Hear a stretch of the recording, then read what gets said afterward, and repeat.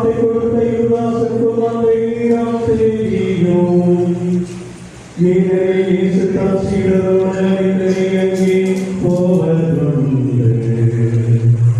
யூதாஸ் படைவீரர்களையும் தலைமை குருக்களும் பரிசேயரும் அனுப்பிய காவலர்களை அழைத்துக் கொண்டு விலங்குகளோடும் பதங்களோடும் படைத்தலைவர்களோடும் அங்கு வந்தார். தமக்கு போவதை எல்லாம் இயேசு அறிந்திருந்தார். அவர் அவர்களிடம் கேட்டதாவது, நீங்கள் யாரை தேடுகிறீர்கள்? அவர்கள் அவரிடம் சொன்னதாவது,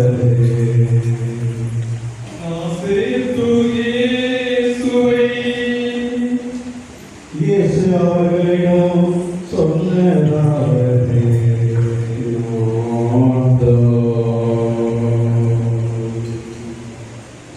அவரை மாற்றி கொடுத்த யூதாசும் அவர்களோடு இருந்தார்.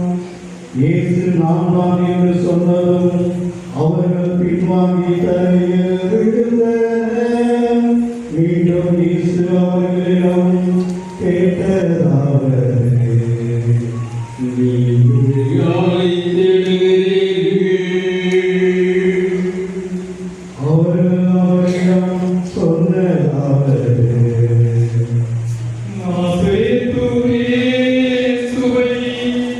இயேசு அவர்களிடம் சொன்னதாவது,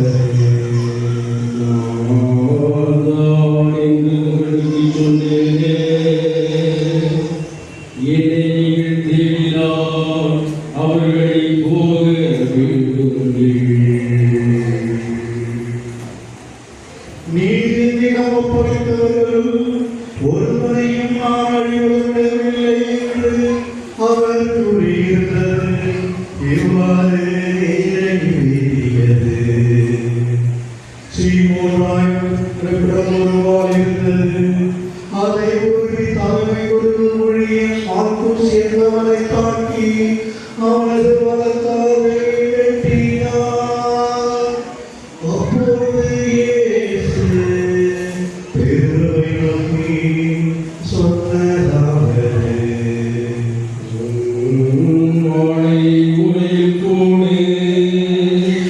தந்தை எனக்கு கொடுத்த கிண்ணத்தை நான் குடிக்காதிருப்பேனோ? பிறகு படைவீரரும் படைத்தலைவரும் யூத காவலரும் இயேசுவை பிடித்து கட்டி முதலில் அன்னாசிடம் கொண்டு போயினர். ஏனெனில் அவ்வாண்டின் தலைமை உருவாயிருந்த கைப்பாசுக்கு அவர் நம் ஆண்டவர் இயேசு உயிர்த்த வெளியிடுகிறார்.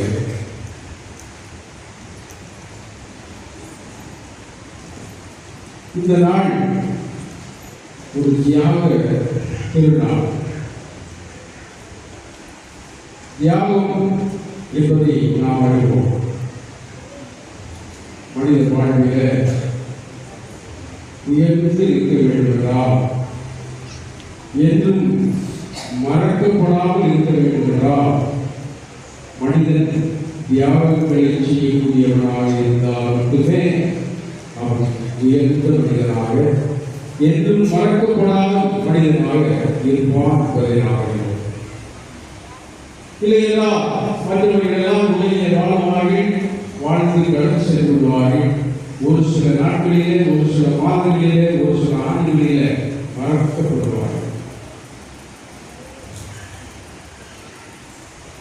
இயேசு தியாகங்களிலெல்லாம் மிகப்பெரிய தியாகத்தை செய்திருக்கிறார்.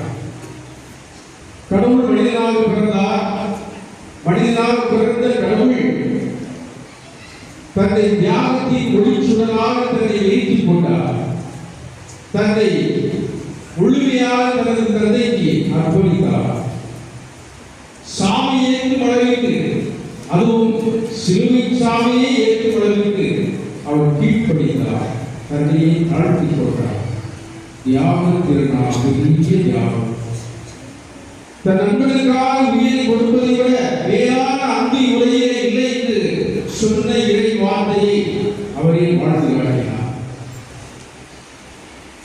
வாழ்ந்தவர்களே, இந்த தியாக திருநாளில் தியாக கடவுள் நம் ஆண்டவர் இயேசு கிறிஸ்துவை கொண்டாடுகின்ற அவருடைய இறப்பை நினைவுகூர்ந்து தியானிக்கிற இந்த அருமையான நாளில் இந்த நாள் முழுவதும் நாம் ஜெபித்திருக்க வேண்டும், நோட்டிருக்க வேண்டும், அமைதியில ஆண்டவருடைய பிரசன்னத்தை உணர்ந்திருக்க வேண்டும், அவரது பார்வையிலே பங்குபெற்றிருக்க வேண்டும், அவரது வேதனையை உணர்ந்திருக்க வேண்டும். அப்படி உணர்ந்திருந்தால் அந்த தியாகத்தின் தீபம் சுடர் நம் உள்ளத்தில பற்றி எரிந்து கொண்டிருக்கிறோம். இல்லை என்றால் அது ஏதோ ஒரு நிகழ்வாகவே கடந்து செல்கிறது.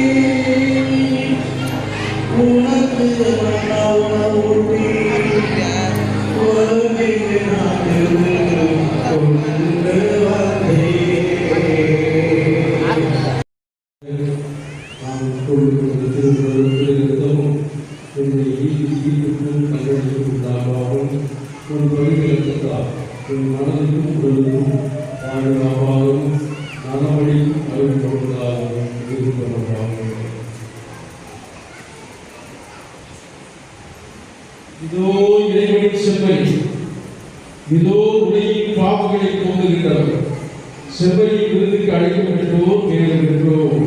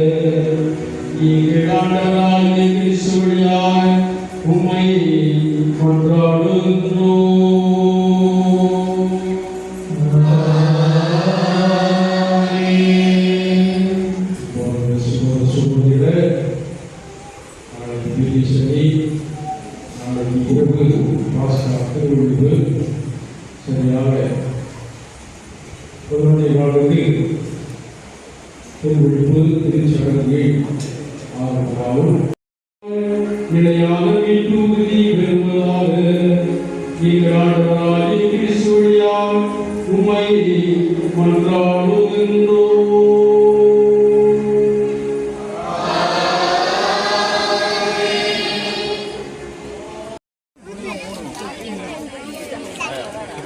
சாமி